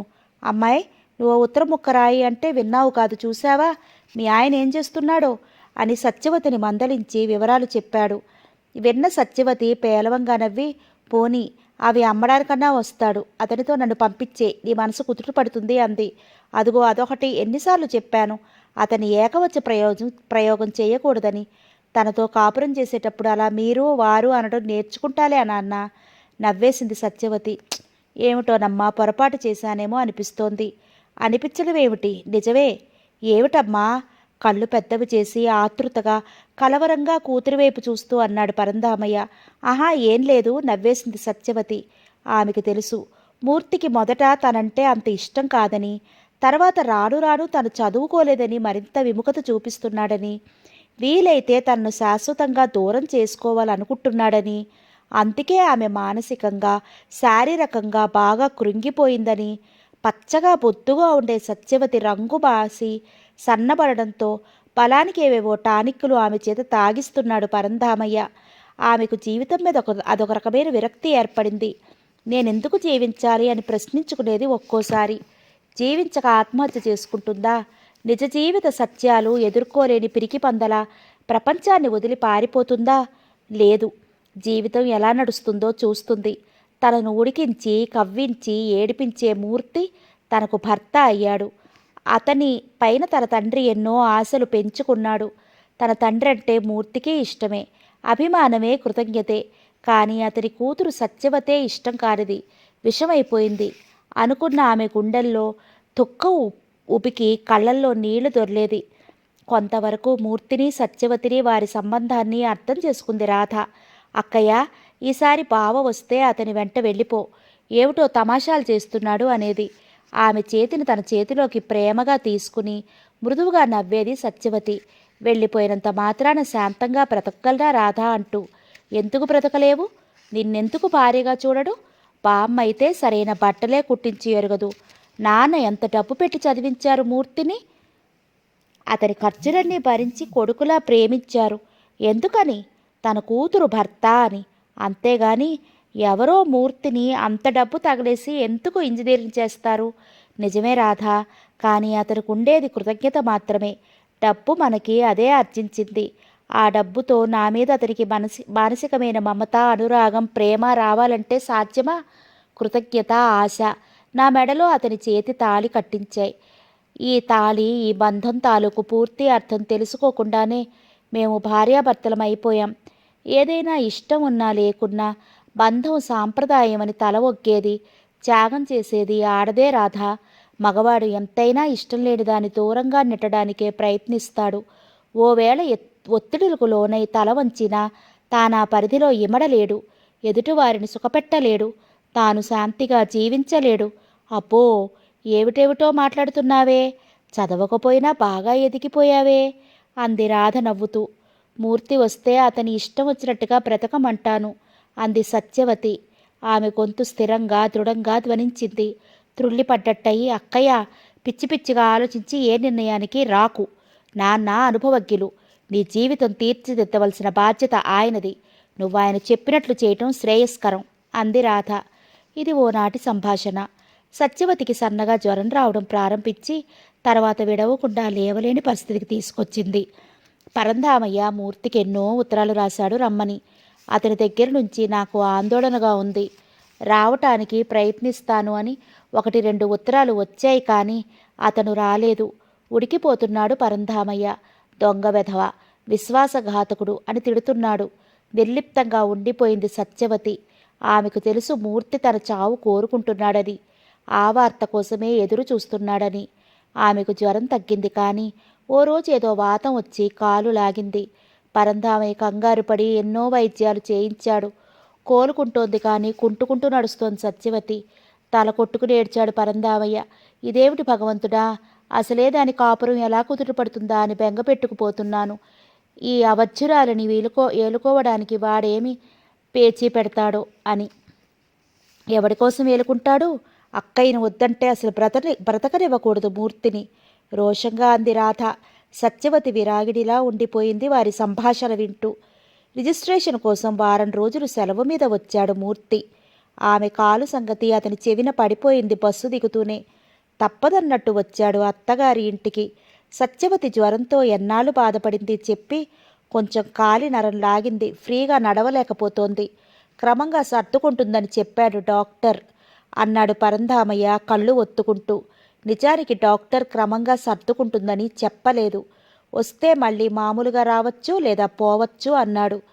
కాఫీ గ్లాస్తో వచ్చిన సత్యవతిని చూసి మూర్తి మనసు విలవిలలాడిపోయింది. తలంతా రాలిపోయి సన్నగా చిక్కి తెల్లగా పాలిపోయి ఓ కాలు ఏడుస్తూ నడిచి వచ్చి తలవంచుకు నిలుచున్న సత్యవతిని పలకరించాలనిపించలేదు. కానీ చుట్టూ పరంధామయ్య, రాధ, రామ ఉన్నారు. బావుండదనుకున్న మూర్తి ఎలా ఉంది ఆరోగ్యం అన్నాడు నవ్వబోతూ. బావుంది అని అక్కడి నుంచి నెమ్మదిగా వెళ్ళిపోయింది సత్యవతి. వెళ్ళిపోతున్న ఆమె వైపు క్షుణ్ణం పరిశీలనగా చూసిన మూర్తి, మరి వెళ్తాను మామయ్య అన్నాడు లేచి నిల్చుంటూ. నేను వస్తాను పద, ఎక్కడికి వెళతావు? ఇల్లు అది అంటూ మూర్తి వైపు చూశాడు పరంధామయ్య. అవును, అమ్మేస్తున్నాను. నేను మరో ఊళ్ళో సెటిల్ అయిపోతున్నాను కదా అన్నాడు మూర్తి. క్షణం మౌనం తర్వాత దీర్ఘంగా నిట్టూర్చి సర్లే పద వస్తాను అంటూ మూర్తిని అనుసరించాడు పరంధామయ్య. ఆకలి లేదని, ఇప్పుడు తీరిక లేదని, తర్వాత వస్తానని పరంధామయ్య ఇంటికి రాకుండా 3 రోజులు తప్పించుకున్నాడు మూర్తి. 4వ రోజుకి 1-2 రోజుల్లో మూర్తి వెళ్ళిపోతాడని అనుకున్న పరంధామయ్య, మూర్తి అయితే సత్యవతి నీతో తీసుకుపోతావు కదూ, దాన్ని పంపించడానికి ఏర్పాటు చేస్తాను అంటూ మూర్తి ముఖంలోకి చూశాడు. చిరాకుగా కనుబొమ్మలు చిట్లించి, ఆ సొట్టదాన్ని నా వెనుక పంపిస్తావా అని మూర్తి అనడంతోనే సహించలేని పరంధామయ్య ఓర్పు నశించిపోయింది. మూర్తి చెంప చెల్లుమనిపించాడు. సొట్టదా? అయితే వదిలేస్తావా? రంభలాంటి పిల్లని నీకిచ్చాను, అది జబ్బు పడి అలా తయారైంది. అది నీ కర్మ, అంతేగాని ఏమిట్రా నీ ఉద్దేశం అంటూ చెంపదెబ్బ తిన్నా పౌరుషపడలేదు మూర్తి. నిదానంగా అన్నాడు, న్యాయంగా ఆలోచించు మావయ్య. డబ్బు పెట్టి చదివించాను కదా, ఈ వెధవ నేను చెప్పినట్టు ఎందుకు వినడు అనుకోకు. నిజమే, నేనింత వాడినవడానికి కారకుడివి నువ్వు. అందుచేత రాధని నాకిచ్చి పెళ్లి చేసేయి. డబ్బు నష్టపోయాననే బాధ నీకుండదు. సత్యవతిని నీ దగ్గర ఉంచుకో అని. నోర్ముయ్. ఓసారి గడ్డి తిని బుద్ధి లేక అపాత్రదానం చేశాను. ఓ పిల్ల గొంతు కోశాను. మళ్ళీ మరొకతిని ఇస్తానా? ఎంత ద్రోహబుద్ధితో ఉన్నావు నువ్వు. ఒరేయ్ మూర్తి, నీకిది న్యాయం కాదురా. భగవంతుడు, ధర్మం ఉన్నాయిరా. నా కూతుర్ని ఉసురు పెట్టి నువ్వు నాశనం కాదు, బాగుపడవురా. ఆవేశంతో నిలువున వణికిపోతున్నాడు పరంధామయ్య. చేసుకుని బాగుపడ్డానుగా, ఏం చేస్తావో నీ ఇష్టం. నీ కూతురు మాత్రం నాకు అవసరం లేదు. కావాలంటే తన తిండికి బట్టకి ఇంత అనడుగు నెలలా పంపిస్తూ ఉంటాను. అగ్నిలో ఆజ్యం పోసినట్టయింది. మళ్ళీ చెయ్యెత్తిన పరంధామయ్య చెయ్యి దించి మేసం మెలితిప్పుకుంటూ, చూడు, నిన్ను కోర్టుకీడ్చి నీ ఉద్యోగం పీకించి 7 చెరువుల నీళ్లు నీ చేత తాగించకపోతే నేను పరంధామయ్యనే కాదు అని చరచరా వీధి గుమ్మం దిగిపోయాడు. రాధా, ఒక్క ఉపకారం చేసి పెట్టవు అడిగింది సత్యవతి. పరంధామయ్య చెప్పిన మాటలు విన్నారు కాబట్టి అందరి వదనాలు చిన్నబోయి ఉన్నాయి. వాతావరణం బరువుగా విషాదంగా ఉంది. రాధ, సత్యవతి ఓ గదిలో ఉన్నారు. సత్యవతి మంచం మీద పడుకుని ఉంది. రాధ ఆమె పక్కన కూర్చుంది. ఇద్దరి కళ్ళు వర్షిస్తున్నాయి. ఏమి చేసి పెట్టాలక్కయ్యా? జాలిగా ఆమె వైపు చూస్తూ అడిగింది రాధ. మీ బావను ఒక్కసారి రమ్మని చెప్పు. నేను రమ్మన్నానని చెప్పు. వస్తాడంటావా? నవ్వింది రాధ. ఆఖరిసారిగా తననొక్కసారి చూడాలనుకుంటున్నానని చెప్పు. అక్కయ్య. అవును రాధ. నాన్న ఊరికే ఆవేశపడతారు కానీ ఆలోచించరు. ఏమిటి ఆలోచించాలి? చిరాగ్గా కనుబొమ్మలు చిట్లించింది రాధ. మూర్తి తరఫున కూడా ఆలోచించాలి. ఆలోచన. పెదవులు బిగపట్టింది రాధ. నిజం రాధ, నిజం. అతని పరిస్థితుల్లో అన్నయ్య ఉన్నాడనుకో, అప్పుడు మనం ఏమంటాం? చెవి మెలేసి భార్యని ఏలుకోమంటాం. సరస్వతి మాట్లాడలేదు. చిన్నగా నవ్వింది. మౌనంగా కొన్ని క్షణాలు దొర్లాయి. నిజంగా మూర్తిని చూడాలని, అతడి దగ్గరలో కూర్చుని 2 మాటలు మాట్లాడాలని తపనగా ఉంది. రాధా, ప్లీజ్ ఒక్కసారి, ఆఖరిసారిగా నిన్ను మా అక్కయ్య చూస్తుందట, రా అని పిలువు. రాకపోతే దురదృష్టవంతుడనుకుంటాను. అంటే నిన్ను కలియడమే అదృష్టంగా భావిస్తున్నాడా అతను? కాదు, నేను దురదృష్టవంతురాలను అనబోయి, సర్లే పిలుస్తాను అంటూ బాత్రూం వైపు నడిచింది రాధ. గబగబా అందంగా తయారయ్యి మూర్తి ఇంటివైపు నడిచింది. అతన్ని ఎలాగన్నా సత్యవతి దగ్గరకు రప్పించాలనే పట్టుదలతో. అనేకమైన ఆలోచనలతో మనస్సు కలతబారి చిరాగ్గా అలసటగా ఉన్న మూర్తి రాధ రావడంతో ఆమె వైపు ఆశ్చర్యంగా చూస్తూ మౌనంగా ఉండిపోయాడు. గదిలోకి వచ్చి కర్టెన్ సరిచేసి బావా అని పిలిచిన రాధ గొంతు రుద్ధమయ్యింది. తలెత్తి ప్రశ్నార్థకంగా ఆమె వైపు చూశాడు మూర్తి. ఒక్కసారి అక్కయ్యకు కనిపించు, నిన్నొక్కసారి చూడాలనుకుంటోంది అందామె అతని వదనంలోకి పరిశీలనగా చూస్తూ. నేను ఆమెను చూడాలనుకోవడం లేదు, చిరాగ్గా అన్నాడు మూర్తి. ఉబికే కోపాన్ని అదిమిపెట్టి అతన్ని ఎలాగైనా సత్యవతి దగ్గరకు వెళ్లేలా చెయ్యాలనే నిర్ణయానికి వచ్చిన రాధ, నాన్నతో ఏవేమో అన్నావట, నీకు మళ్ళీ పెళ్లి చేసుకోవాలనుంటే అక్కయ్యతో మాట్లాడాలిగా అంది నెమ్మదిగా. నమ్మలేనట్టు నిజమా అన్నట్టు చూశాడు మూర్తి ఆమె వైపు. వచ్చి అక్కయ్యకు ఒకసారి కనిపించు ప్లీజ్. రాధ కళ్ళు నీటితో నిండిపోయాయి. మీ నాన్న ఇంట్లో ఉన్నాడా అడిగాడు మూర్తి. లేరు, పొలాల వైపు వెళ్ళారు. సరే వస్తాను, వెళ్ళు. థ్యాంక్స్. వెళ్ళిపోయింది రాధ. ముఖం కడుక్కుని బట్టలు వేసుకుని బయలుదేరాడు మూర్తి. తల వంచి నిల్చున్న మూర్తి వైపు తపనగా ఆప్యాయంగా చూసింది సత్యవతి. ఇదే ఆఖరిసారిగా అతన్ని తాను చూస్తుంది అనిపించేసరికి ఆమె హృదయం కృంగిపోయింది. మనసు దుఃఖంతో నిండి చప్పున కళ్ళకి నీటి తెరలడ్డొచ్చాయి. ఇక నేను వెళ్ళవచ్చునా అని ఇంకేమనాలో తట్టక మౌనంగా ఉండిపోయాడు మూర్తి. తెల్లని కాగితం మడిచి మూర్తికి ఇవ్వబోతూ, కాగితం మీద సంతకం చేశాను, పైన ఎలా కావాలంటే అలా రాయించుకో, మళ్ళీ పెళ్లి చేసుకో మూర్తి అంది సత్యవతి. దిగ్భ్రాంతిగా తెల్లబోయి ఆమె వైపు చూశాడు మూర్తి. ఆమె తన ఏదో నిష్ఠూరాలాడుతోందని, నిందిస్తుందని, ఎలా తీసుకెళ్లడో చూస్తానని సవాలు చేస్తుందని అనుకుంటూ పగిలిన హృదయంతో రగిలే మనసుతో వచ్చాడక్కడికి. కానీ తన ఊహ తలకిందులైంది. తీసుకో మూర్తి, నువ్వు సంతోషంగా భార్యాబిడ్డలతో జీవించాలనే కోరుకుంటున్నాను. నీ భార్యగా నీ కీడును, నీ పతనాన్ని నేను సహించలేను మూర్తి. తీసుకో, ఈ కాగితం తీసుకో. త్వరగా వెళ్ళిపో. ఈ ఊరు నుంచి కూడా తొందరగా వెళ్ళిపో. త్వరలోనే మళ్ళీ పెళ్లి చేసుకో. పెళ్ళయ్యేంతవరకు నేను ఈ కాగితం ఇచ్చినట్టు మా వాళ్ళెవరికి తెలియనివ్వకు. నన్ను తీసుకువెళ్ళడానికి కొంత వ్యవధి ఇమ్మని నాన్నని అడిగి నన్ను తప్పక నేను తీసుకెళ్తారని చెప్పి వెళ్ళిపో. గుట్టుగా వ్యవహరించు. నీకు నచ్చిన అమ్మాయిని పెళ్లి చేసుకో. వణికే గొంతుతో నెమ్మదిగా చెప్పిన సత్యవతి గొంతుక పూడిపోయింది. చెక్కిళ్ల మీద నుంచి ముత్యాల్లా కన్నీళ్లు కారిపోయాయి. అతని హృదయం ఆర్ద్రమే చలించింది.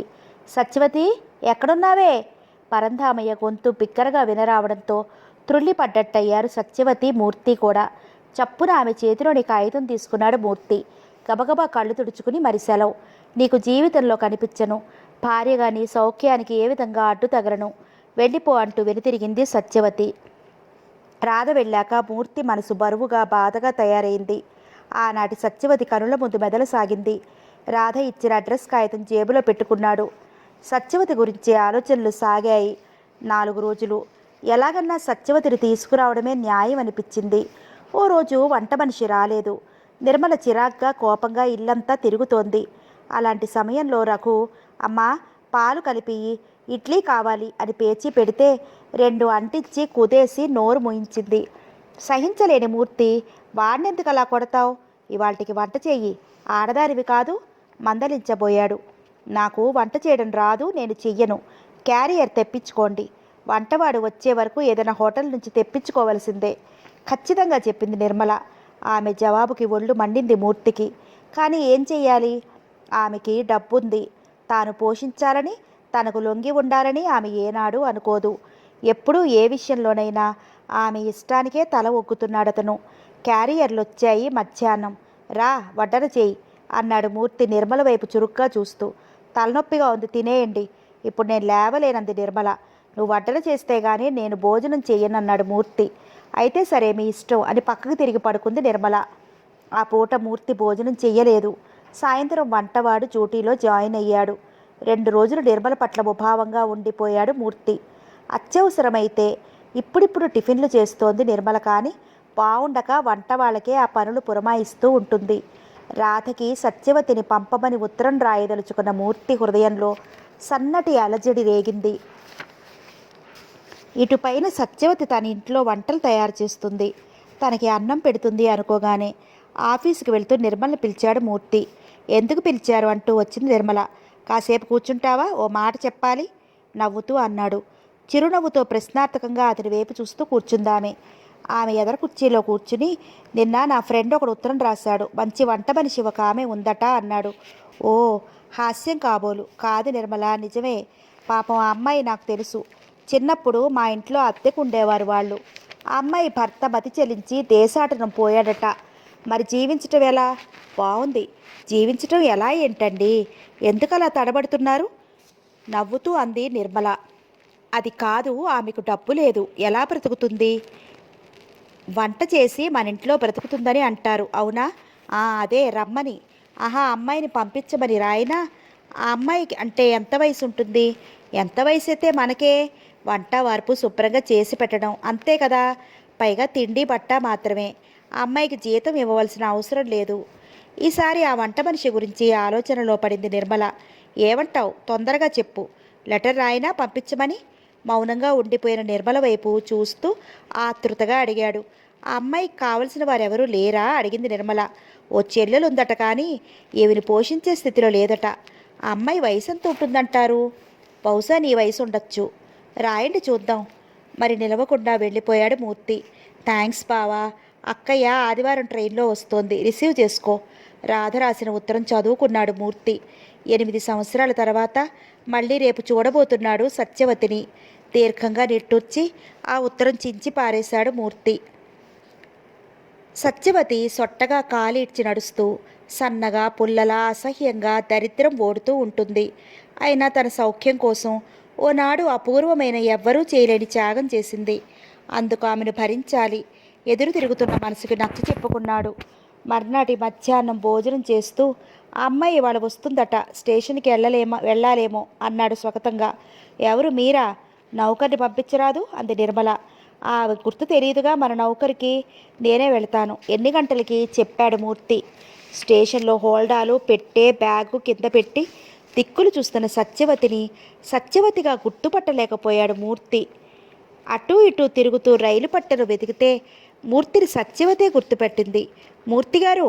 ఏనాడో పరిచయం ఉన్న గొంతు విని వెనుతిరిగి చూశాడు మూర్తి. చిన్నగా నవ్వి తల వంచింది సత్యవతి. ఇవే నా సామాన్లు అంటూ ఆమె దగ్గరికి వచ్చాడు మూర్తి. సత్యవతి కురూపిగా కాలిడిస్తూ అసహ్యంగా లేదు, పచ్చగా అందంగా నిండుగా హుందాగా తన వెనక నడుస్తోంది. అతనికి కంగారుగా ఉంది, సంతోషంగా భయంగా బెదురుగా. ఎలా నా మనసు నిలకడలేదు. మీకు పిల్లలా? అడిగింది సత్యవతి. 2, బాబు పాప. పొడిగా సమాధానం చెప్పాడు మూర్తి. రాధ నీకిక్కడ ఎలా ఉండాలో చెప్పిందా? అడిగాడు ఆమె వైపు చూడకుండానే. తెలుసు, భయపడకండి ఆమె జవాబు. తనది కాని తన ఇంటికి వెళుతోంది ఇప్పుడు. తన భర్త భార్య తననెలా చూస్తుందో, తన భర్త భార్య తననెలా చూస్తుందో. ఎలా చూస్తుంది? వంట మనిషిలా. అది చెయ్యి ఇది చెయ్యి అని వంటలు పురమాయిస్తుంది. బాగుండకపోతే చివాట్లేస్తుంది. ఆమె పోషణ తిరస్కారాలు జీర్ణించుకుని ఆమెకు పిల్లలకు వండిపెట్టి వారి ఆదరణలో వారి కనుసన్నల్లో మెసిలి జీవితం వెళ్ళమర్చుకోవాలి. తన భర్త పిల్లలు తననెలా సంబోధిస్తారు? తన వెర్రి గాని పెద్దమ్మ అంటారా? మన్నన చేస్తారా? సత్యవతి అని పిలుస్తారు. స్కూలు వేళకి వండి పెట్టకపోతే పనిలోంచి పొమ్మంటారు. వంట కాస్త పాడైతే కసురుకుంటారు. అమ్మా, ఇదేనండి ఇల్లు. సత్యవతి ఊహలు చెదిరిపోయాయి. గేటు దగ్గర నిల్చుండిపోయింది. గేటు పట్టుకు రోడ్డు వైపుకు వస్తున్నాడు 3 ఏళ్ల రఘు. అటువైపు సంతోషంగా ఆత్మీయంగా చూసింది సత్యవతి. నౌకరు గేటు తెరిచాడు. లోపలికి వస్తూనే రఘుని ఎత్తుకుని ముద్దాడింది సత్యవతి. తల వంచి నెమ్మదిగా లోపలికి వస్తున్న సత్యవతి వైపు, ఇదేం వంట మనిషి అన్నట్టు చూసింది నిర్మల. నిర్మలను చూస్తూనే వినయంగా నమస్కరించింది సత్యవతి. ఆమెకు కాదు, ఆమె నమస్కరించింది ఆమె మనసులో ఆమె అదృష్టానికి. నీ పేరు?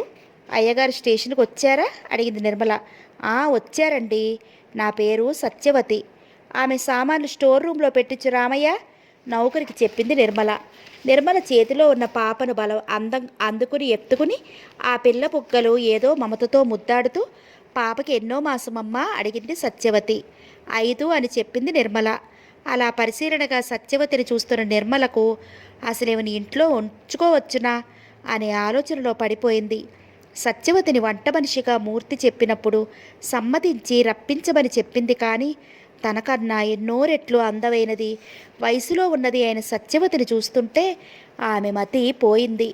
తానే చూస్తుంది ఆమె అందాన్ని 1కి 10 సార్లు.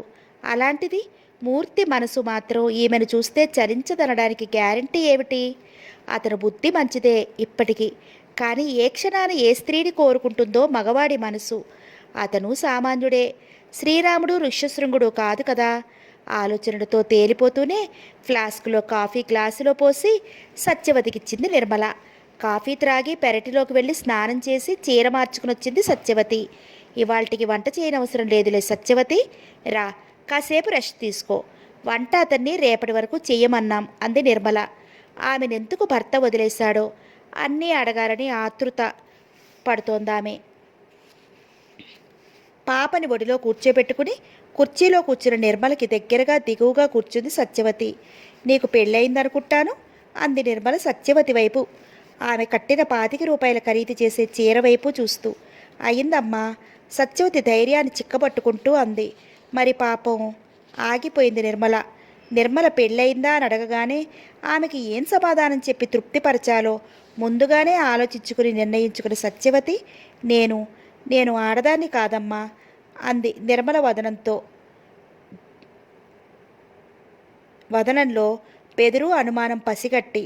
తన భర్తను స్త్రీ ఎంతగా పరలు సొత్తు కాకుండా జాగ్రత్త పడుతుందో అని తనలో తాను పెదవులు చాటున నవ్వుకుంటూ, తీర్చిదిద్దినట్టున్న కనుముక్కు తీరుతో, అందమైన ముఖం, పచ్చని ఛాయ, నల్లని పెద్ద తలకట్టు, అవయవ సౌష్ఠవం కల సత్యవతి వైపు ఆశ్చర్యంగా చూస్తూ, అదేమిటి, అయితే మగవాడివా అడిగింది నిర్మల.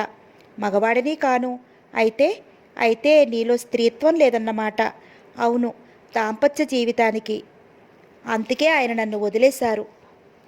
మతి చెలించి దేశాటనం పోయాడని మా వారు చెప్పారే, అది నిజమే. తేలిగ్గా హాయిగా గుండెల నిండా గాలి పీల్చుకుంది నిర్మల. తర్వాత నిర్మల చేతుల్లో ఉన్న పాపను తీసుకుని నిద్రపుచ్చి, బాబు రా నీకు అన్నం పెడతాను అంటూ రఘునెత్తుకుంది సత్యవతి. అమ్మ. సత్యవతి దగ్గర నుంచి నిర్మలను చూపించాడు రఘు. నేను నీకు ఎత్తుకుని అన్నం తినిపిస్తాను, చందమామని చూపిస్తాను, అలా అలా తిప్పుతాను. ఏం బాబు, నేను తినిపిస్తాను. రఘు బుగ్గ మీద ముద్దు పెట్టుకుంటూ అంది సత్యవతి. పరాయి పిల్లల మీద ఇంత ఆప్యాయత అభిమానం చూపిస్తున్న ఈమె నమ్మతగ్గదేనా అనిపించింది నిర్మలకు.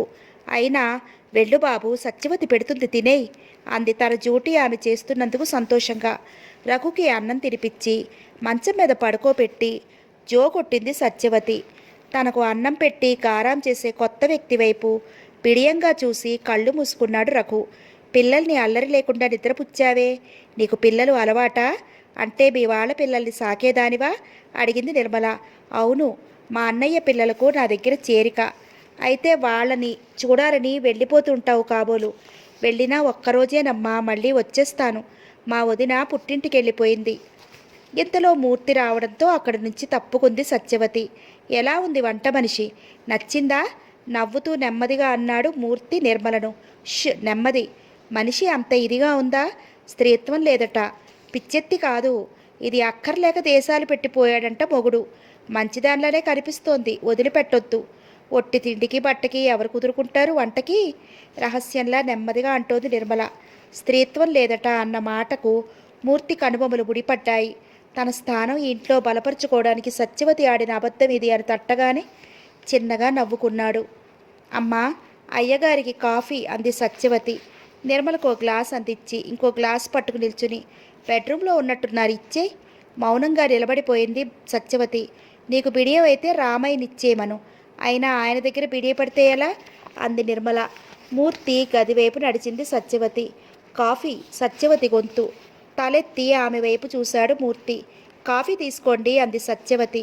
అరక్షణం అతని చూపులతో కలిసిన చూపులు తిప్పుకుంటూ. డ్యూటీలో జాయిన్ అయిపోయావా అన్నాడు చిన్నగా నవ్వి ఆమె చేతిలో కాఫీ గ్లాస్ తీసుకుంటూ. ఆ అని వెనుతిరిగింది సత్యవతి. ఉండు, గ్లాస్ తీసుకుపో అన్నాడు మూర్తి. ఆమె నిలుచుంది. ఆమె వైపు చూస్తూ, ఎంత ఉదయమే స్నానం చేశావా అడిగాడు మూర్తి. ఆమెతో ఏదో మాట్లాడాలని. నాకు అలవాటే పొడిగా అంది సత్యవతి. నువ్వు కాఫీ తాగావా? నాతో చనువుగా మాట్లాడకూడదు. అతను దిగువన ఉంచిన కాఫీ గ్లాస్ తీసుకుని వెళ్ళిపోతూ అంది సత్యవతి. చనువుగా మాట్లాడకూడదు. ఓనాడు నేను తనతో మనసు విప్పి మాట్లాడటం లేదని ఏడ్చిన సత్యవతి అంటోంది. నవ్వుకున్నాడు మూర్తి. స్నానానికి వెళుతూ చంటిపాపకు నీళ్లు పోస్తున్న సత్యవతిని చూశాడు. నిర్మల, పిల్లల పనులు కూడా ఆమెకు అప్పగిస్తున్నావా అడిగాడు భార్యని. ఆమె తనకై తాను చేస్తోంది. నేనేం అప్పగించలేదు. అయినా పనివాళ్ల విషయంలో మగవాళ్ళ జోక్యం అనవసరం చిరాగ్గా అంది నిర్మల. రఘుబాబు రా, స్నానం చేసి టిఫిన్ తిందువు గాని రఘుని పిలుస్తోంది సత్యవతి. రానని మారాం చేస్తున్న రఘుని బ్రతిమలాడి స్నానానికి తీసుకువెళ్ళింది. అతని ఒళ్ళు తుడిచి బట్టలు వేసి, అమ్మా, అయ్యగారికి టిఫిన్ చేస్తారేమో, వెళతారా మీరు అడిగింది నిర్మలని. ఆయన టిఫిన్ చేస్తే నేనెందుకు, ఆయన వెళతారు కాబోలు. టైం అవుతోంది చూడు, తర్వాత వీడికి టిఫిన్ పెట్టచ్చు. వీడు నేను ఎక్కడికి వెళ్తాం అంది నిర్మల నవ్వుతూ. తెల్లబోయింది సత్యవతి. భర్త కాఫీ టిఫిన్ సంగతి ఈమెకు అక్కర్లేదన్నమాట అనుకుంటూ వంటగది వైపు వెళ్ళింది. అప్పటికే సత్యవతి రాక కోసం అన్నట్టు డైనింగ్ రూమ్లో టేబుల్ ముందు కూర్చున్నాడు మూర్తి. సత్యవతి నిర్మల మధ్య దొరిన సంభాషణ విన్నాడు. టిఫిన్ ప్లేటు గ్లాస్తో నీళ్లు టేబుల్ మీద పెడుతూ, కాఫీ ఇంకేమైనా కావాలా అడిగింది సత్యవతి. కాఫీ పొడిగా అన్నాడతను. 9 గంటల ప్రాంతాన స్నానం చేసి టిఫిన్ తిని తన గదిలోకి వెళ్ళిపోయి పుస్తకాలేవో తిరగేస్తూ కూర్చుంది నిర్మల. వంట ఏం చేయమన్నారు అడిగింది సత్యవతి. ఏం చేస్తావు? ఏవో 2 కూరలు సాంబారు చెయ్యి. రఘుబాబు కారం తినలేడు. నన్ను అడగనవసరం లేదు. కావలసిన సామాన్లన్నీ స్టోర్ రూమ్లో ఉంటాయి. నన్ను డిస్టర్బ్ చేయకు విసుగ్గా అంది నిర్మల. బావుంది. తన ఇల్లు తన సంసారం చక్కదిద్దుకునే అవసరం ఆమెకు లేదు. ఉదయం పని మనిషి వంట ఇంట్లో ఉన్న గిన్నెలేవో తీసుకుని కడిగి తెచ్చింది. అటు ఇటు ఇల్లు ఊడ్చి వాకిట్లో కల్లాపి చల్లి వెళ్ళిపోయింది. నౌకరు కుండీల్లో డ్రమ్ముల్లో నీళ్లు పట్టాడు. బాయిలర్ అంటించాడు. పక్కలు ఎత్తి వీధి గుమ్మంలో బీడీ కాలుస్తూ కూర్చున్నాడు. రఘు హార్లిక్స్ కావాలని ఏడుస్తుంటే వంట ఆవిడ అదే సత్యవతిని అడుగు అని పొమ్మని బద్ధకంగా మళ్ళీ పడుకుంది. ఉదయం 7 గంటల వేళ నిర్మల వంట ఇంటి గడపలో గుమ్మం పట్టుకుని నిల్చుని బెదురుగా లోపలికి చూసే రఘువును తాను పిలిచింది. రా బాబు, హార్లిక్స్ కలిపిస్తాను అంటూ. పాప లేచి ఏడుస్తుంటే విసుక్కుంటూ నిద్రపుచ్చాలని జోకొడుతోంది నిర్మల. తానే చొరవగా గదిలోకి వెళ్ళి పాపకు నీళ్ళిపోయిన అమ్మ అడిగింది నిర్మలని. రక్షించావు, తీసుకుపో. పని మనిషి మళ్ళీ 10 గంటలకు వచ్చి పిల్లలకు నీళ్లు పోస్తుంది. కానీ నీ ఇష్టం, పోస్తే పోసే. సత్యవతి, ముందు కొంచెం పాలు పట్టు పాపకి అంది నిర్మల. ఎంత ఆకలితో ఉందో పాప. కాళ్ళల్లో పడుకోబెట్టి చెంచాతో పోస్తుంటే గ్లాస్ పాలు తాగేసింది. వంటగది సామాన్ల గది అన్నీ సవరించి తొక్కలు ఊడ్చింది సత్యవతి. ఇల్లంతా నీటుగా సర్ది 11 అయ్యేసరికి వంట పూర్తి చేసి శుభ్రంగా మొహం కడుక్కొని తలదూకున్న సత్యవతి చురుకుదనానికి మెచ్చుకుంది నిర్మల. అబ్బా సత్యవతి, ఇంటి చిట్టంతా వదిలిచేశావు. వెధవలు ఎవరన్నా డబ్బు తిని వెట్టి పనులే చేస్తారు, కానీ ఇలా స్వంత ఇట్లా సవరించారా? రఘుపాపుకి అన్నం పెట్టే, నాకు కూడా వడ్డించు అంది నిర్మల. మూర్తి క్యాంపుకి వెళ్ళాడా అనే అనుమానంతో అయ్యగారు అంది సత్యవతి. ఆయనకి ఓ వేళ ఏమిటి, ఓ 1 గంటకు వస్తారో. అప్పటి వరకు కూర్చుంటే నా ఆరోగ్యం పాడవుతుంది. రా, నాకు వడ్డించేసి బాబుకు కాస్త నిన్నట్లా అన్నం తినిపించేసేయి అంది నిర్మల.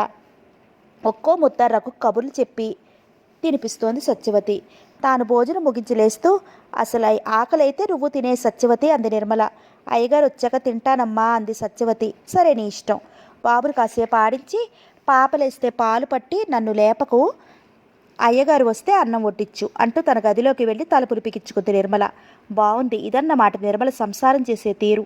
తనను కాదన్న మూర్తికి ఎలాంటి భార్య దొరికింది అని నవ్వుకుంది సత్యవతి. 1 గంట ప్రాంతాన అలసి నీరసంగా సడిలిన వదనం చిరుచెమటలతో తడుస్తుంటే రుమాలుతో మొహం తుడుచుకుంటూ సత్యవతి కూర్చున్న వీధి గదిలోకి అడుగుపెట్టాడు మూర్తి. బడలికగా ఉన్న అతన్ని చూసి సత్యవతి హృదయం ద్రవించింది. అతని రాకనే పట్టించుకోకుండా హాయిగా ఫ్యాను గాలిలో నిద్రపోతోంది నిర్మల.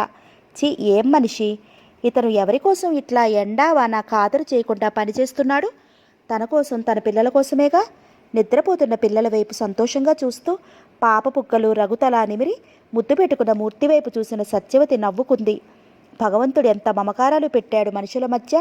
ఈ మమతానుబంధమే లేకుంటే ఈ బిడ్డల కోసం ఇతను శ్రమిస్తాడా అని. అతను గదిలోకి వెళ్ళి బట్టలు మార్చుకున్నాడు. అతను తలుపు తెరిచిన సవ్వడికి కాబోలు నిర్మలకి తెలివి వచ్చి బట్టలు మార్చుకుంటున్న భర్త వైపు ఒకసారి చూసి మళ్ళీ కళ్ళు మూసుకుని పడుకుంది. బకెట్తో చల్లని నీళ్లు సబ్బు వరండాలో ఉంచింది సత్యవతి. అతను బాత్రూం వైపు నడవబోయాడు. ఇదిగో ఇక్కడ కడిగేసుకుంటే సరి, వాకిట్లో ఎండకి గచ్చు కాలిపోతుంది అంది సత్యవతి. అతని మొహం కాళ్ళు చేతులు కడుక్కున్నాడు. తువ్వాలు చేతికి అందించింది ఆమె. థ్యాంక్స్. సంతోషంగా ఆమె వైపు చూశాడు మూర్తి. ఆమె కొసరి కొసరి ఆప్యాయంగా వడ్డన చేసింది. అతను భోజనం ముగించి లేస్తూ నిన్ను ఆమెను చూసి నా దగ్గర నుంచి అడగాలనుకుంటున్నాను. ఇదివరకు కుంటుతూ నడిచేదానివి అడిగాడు. ఇప్పుడు ఏ రోగమూ లేదు, అన్నీ నయమయ్యాయి. వెళ్ళండి, విశ్రాంతి తీసుకోండి అంది సత్యవతి అతను తిన్న ప్లేట్ తొలగించి అందులో మళ్ళీ అన్నం పెట్టుకుంటూ. నువ్వు తినేయకపోయావా, ఇంతవరకు ఎందుకున్నావు అన్నాడు మూర్తి. తలెత్తి అతని వైపు చూసి చిన్నగా నవ్వుతూ మీకు లేని ఆకలి నాక, నీడ పట్టుకుని కూర్చున్నదానను అంది నెమ్మదిగా. ఓ, మీరు బహువచన ప్రయోగం చేస్తున్నావే. నాటకంలో నీ పోర్షన్ బ్రహ్మాండంగా ఉంది సుమి, నువ్వు నీ మాటలు అంటూ నవ్వాడు మూర్తి. నిర్మల వింటుంది, వెళ్ళండి అంది సత్యవతి. సత్యవతి వచ్చి 10 రోజులు దాటింది. ఆమె వచ్చాక ఇంటి పద్ధతులే మార్చేసింది. పని మనిషి, నౌకరు వంట ఇంట్లోకి రాకూడదు. గిన్నెలు 2 సార్లు కడిగి గుట్టతో తుడిచి బోర్లించాలి. ఎక్కడా చెత్త ఉండటానికి వీల్లేదు. నౌకరు తొలినాటి నిలువ నీళ్లు వంచి శుభ్రంగా డ్రమ్ములు కుండి కడిగి నీళ్లు పట్టాలి. పీడి కాలుస్తూ ఏ పని చేయకూడదు లాంటివి. నిర్మల మాత్రం తన పద్ధతి మార్చుకోలేదు. ఆమెకు సత్యవతి ఏమీ చెప్పనూ లేదు. సత్యవతి ఇంట్లో అందంగా హుందాగా తిరుగుతుంటే ఆమెను చూస్తూ ఆమె వైపు ఆకర్షితుడైపోతున్నాడు మూర్తి. ఆమె కావాలని అతని మనసు ఉరకలు వేస్తోంది. ఆమెతో ఏకాంతంగా మాట్లాడాలని కోరుకుంటున్నాడు. సత్యవతి అంగీకరిస్తుందా అని సంకోచిస్తున్నాడు. తాను ఆమెను వదిలి వచ్చాక ఏం జరిగిందో తెలుసుకోవాలనుకుంటున్నాడు. అసలు తనకు ఆమెతో మాట్లాడే అవకాశమే ఇవ్వటం లేదు సత్యవతి. రాత్రి 2 గంటల వేళ నిద్దట్లో ఉన్న సత్యవతిని ఎవరో జబ్బ మీద తట్టడంతో కంగారుగా లేచి అరవబోయింది. ఆమె నోటిని చేత్తో మృదువుగా మూసి, గొడవ చేయకు, నేను అలా పెరటి వరండా లోపలికి రా, నీతో కొంచెం మాట్లాడాలి అన్నాడు మూర్తి. దడదడ కొట్టుకునే గుండెలతో భయంగా బెదురుగా అతన్ని అనుసరించింది సత్యవతి. నిర్మల ఓవేళ తెలివొచ్చి లేచినా బయటికి రాకుండా గది తలుపు గొళ్ళెం పెట్టాను, భయపడకు అన్నాడు మూర్తి నవ్వబోతూ. మనం ఆడే నాటకంలో ఇది మీ పోర్షనా? చురుగ్గా అతని వైపు చూస్తూ అడిగింది సత్యవతి. వచ్చిందే కానీ ఆమె మనసు మండిపోతున్న మాట నిజం. హాలాహలాన్ని మింగి అమృతం చిలికించడమే తన ధ్యేయం అనుకున్న సత్యవతి నిజంగా నాటకంలోని పాత్రగానే నటిస్తోంది ఆ ఇంట్లో. ఆమెను అంతగా గమనించని మూర్తి అవును అన్నాడు నవ్వుతూ. నన్నెందుకు పిలిచావు, ఏమున్నాయి మాటలు అంది విసుగ్గా. 8 సంవత్సరాలు ఎవరికి ఎవరో ఏమీ కానట్టు బ్రతికాం, మాటలే లేవా సత్యవతి? ఆమె మౌనంగా ఉండిపోయింది. అతని వైఖరి ఆశ్చర్యంగా అనిపిస్తోంది. తాను కూర్చుని సత్యవతి చేయి పట్టిలాగి తన పక్కన కూర్చోపెట్టుకుంటూ, ఇప్పుడు నేను వచ్చేసిన తర్వాత సంగతులు చెప్పు అన్నాడు మూర్తి. చెబుతాను, కానీ నేను మీ ఇంటికి వంట మనిషిగా మాత్రమే వచ్చాను, నీ భార్యగా రాలేదు, గుర్తుందా అంది సత్యవతి అతనికి కొంచెం దూరంగా జరిగి కూర్చుంటూ. ఎలా వచ్చినా నువ్వేమనుకున్నా మనకి తెగతింపులు కాలేదు, అది గుర్తుందా? మళ్ళీ పెళ్లి చేసుకున్నాను, కానీ నీ మీద హక్కులు వదులుకోలేదు. అతని కన్నుల్లో కోరిక పసిగట్టిన సత్యవతి భయంగా సన్నగా వణికే స్వరంతో, వద్దు మూర్తి, నన్ను కోరుకుని నీ పచ్చని సంసారంలో చిచ్చు పెట్టుకోకు, శాంతిని నాశనం చేసుకోకు. అసలు నాడు నీ మాట విని మెట్రిక్ చదివి పాస్ అయి ఉంటే నాకేదన్నా జీవనోపాధి దొరికేది. ఇలా వచ్చి మళ్ళీ నీ నీడను ఆశ్రయించేదాన్ని కాదు. దుఃఖంతో ఆమె గొంతు పూడుకుపోయింది. కొద్ది క్షణాలు ఇద్దరి మధ్య నిశ్శబ్దంగా దొర్లాయి. మళ్ళీ సత్యవతే అంది, ప్రశాంతంగా సంతోషంగా సాగిపోయే మీ సంసారంలో నా మూలంగా కలతలు రాకూడదు. నేను రావడం నీ హృదయంలో అలజడి రేపింది కదూ మూర్తి. వద్దు మూర్తి, నువ్వు తాళి కట్టినా సత్యవతి చచ్చిపోయిందనుకో. ఇప్పుడు నీ ఇంటికి వచ్చిన సత్యవతి భూకామందు పరంధామయ్య కూతురు కాదు, ఇంజనీరు మూర్తి భార్య కాదు. గాలిలో బంగారు మేడలు కట్టి ఆ ఊహా సౌదాల్లో విహరించి భవిష్యత్ జీవితం పూలబాటగా ఊహించి కలలు కని మురిసిపోయి నిన్ను నీ మాటను నిర్లక్ష్యం చేసిన సత్యవతి చచ్చిపోయింది మూర్తి. ఇప్పుడు నీ ఎదుట ఉన్న ఈ సత్యవతి కాంతిలేని దీపం, వాసన లేని కాగితపు పువ్వు, చావలేక నీ పంచల బ్రతికాలని వచ్చిన నిర్భాగ్యురాలు మూర్తి. ప్లీజ్ నన్నెప్పుడూ జీవితంలో కోరుకోకు సత్యవతి. అవును మూర్తి, ఓనాడు నా మీద విముఖత పెంచుకోవద్దని ప్రతిమలాడి ఏడ్చాను. నువ్వు నన్ను చేదరించుకుంటుంటే, అసహించుకుంటే రంపపు కోత అనుభవించాను. ఇవాళ నీ చూపులు నన్ను కోరుకుంటుంటే అంతకి వెయ్యనట్లు బాధగా ఉంది. నన్ను క్షమించు, గతం వదిలే సత్యవతి. నేనొక దరిద్రుణ్ణి. నువ్వు కాదంటే నీ ఏ మొహంతో మళ్ళీ భార్య కమ్మని కోరుకుంటాను. కొన్ని రోజులు ఈ ఇంట్లో ఉంటే నాది మేడిపండు జీవితం అని తెలుసుకుంటావు అని క్షణం మౌనం తర్వాత, నన్ను మీ నాన్న అసహించుకుని ఉంటారు అవునా అన్నాడు మూర్తి.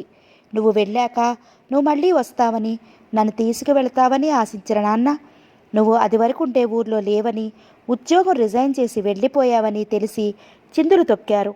బాధ, కోపం, నిన్ను తిట్టడం, ఏడవడం. ఇలా 1 నెల చాలా ఊర్లు తిరిగారు నువ్వెక్కడున్నావో తెలుసుకోవాలని. తర్వాత నువ్వు పెళ్లి చేసుకున్నావని తెలిసింది. భార్య ఉండగా మళ్ళీ పెళ్లి చేసుకున్న నేరానికి నీ మీద కేసు పెట్టించడానికి సిద్ధమయ్యారు. అప్పుడు నేను నీకు అనుమతి పత్రం ఇచ్చినట్టుగా చెప్పాను. ఆయన సహనం చచ్చిపోయింది. పిచ్చివారైపోయారు. పుట్టిన తర్వాత ఏనాడు నా మీద చెయ్యి చేసుకొని నాన్న అవ్వాళ్ళ నేను స్పృహ తప్పి పడే వరకు కొట్టారు. వీధిలోకి నన్ను నెట్టి తలుపు వేసేశారు. ఆ రోజు అన్న సత్యవతికి ఉప్పెనలా వచ్చింది దుఃఖం. దోసిట్లో మొహం దాచుకుంది, రోదించింది. నన్ను క్షమించు సరస్వతి. సత్యవతి పశ్చాత్తాప హృదయంతో ఆర్ద్రస్వరంతో అన్నాడు మూర్తి. మళ్ళీ 2 క్షణాలు మౌనంగా ఉండిపోయింది సత్యవతి. మానసికంగా కృంగిపోయిన నాన్నకి శారీరకంగా కృంగిపోవడానికి ఎంతో కాలం పట్టలేదు. చివరి శ్వాస వదిలే వరకు ఆయన నాతో మాట్లాడలేదు. దయతో, సానుభూతితో, జాలితో అన్నయ్య నన్ను ఆదరించాడు. ముందు అన్నయ్యకి, తర్వాత రాధకి పెళ్ళిళ్ళయ్యాయి. ఎవ్వరూ నీ ప్రసక్తి ఎత్తుకోలేదు. పెళ్లి చేసుకున్న దగ్గర నుంచి అనుకుంటాను నెలకో 50 పంపించేవాడివి నువ్వు అంటూ అతని వైపు చూసింది సత్యవతి. అవును, అదే ఈ మధ్య పంపడం మానేశాను. తెలివైనది రాధ. నేను నా జీవితం ముద్దుబారిపోయాయి సత్యవతి. యాంత్రికంగా బ్రతికేస్తున్నానంతే. నిర్మలతో ఏమిటి చెప్పావట? నవ్వబోయాడు. నేను ఆడదాన్ని కాదని చెప్పాను. ఆమె భయాలు ఆమెకు ఉంటాయిగా. సరే, మరెప్పుడూ ఇలా నాతో మాట్లాడాలని ప్రయత్నించకు. నన్ను నీ భార్యననే భావంతో చూడొద్దు. లేచి నిల్చుంది సత్యవతి. బరువుగా నిట్టూర్చి తాను లేచి నిల్చున్నాడు మూర్తి. వెనుతిరిగి నెమ్మదిగా వెళ్ళిపోయింది సత్యవతి. ఎలా శాసిస్తుంది సత్యవతి? ఒకనాడు తాను అసహించుకుని ఆమెను భార్యగా భరించక తప్పదని అని ఏడ్చాడు. ఈనాడు ఆమెను చూడాలని, ఆమెతో మాట్లాడాలని, ఆమె కావాలని కోరుకుంటోంది మనసు. స్టేషన్లో చిరునవ్వుతో తలవంచి నిల్చున్న సత్యవతిని చూసి తన దృష్టి చెదిరిపోయింది. సత్యవత ఈమె అని నమ్మలేకపోయాడు. సత్యవతి తన చేత తాళి కట్టించుకున్న తన భార్య. మనసు ఉరకలు వేసింది. నెమ్మదిగా నిర్మలకు నచ్చచెప్పి సత్యవతికి కూడా భార్యగా స్థానం ఇవ్వాలనుకున్నాడు. కానీ ఎదురు తిరిగింది సత్యవతి. ఆనాడు తాను కాదన్నాడు సత్యవతిని. ఇవాళ తనను కాదంది సత్యవతి. తనకు చదువు చెప్పించింది. తన చేత తాళి కట్టించుకుంది. తనకింకో పెళ్లికి అనుమతి ఇచ్చింది. తన భార్యా పిల్లలకు వంట చేయటానికి తన ఇంటికి వంట మనిషిగా వచ్చింది. సత్యవతి ఈ ఇంట్లో వంట మనిషిగా గుర్తించబడుతోంది. ఆమె ఇంట్లో ఆమె వంట మనిషి. ఎందుకు ఇలా చేస్తోంది సత్యవతి? నవ్వుకున్నాడు మూర్తి.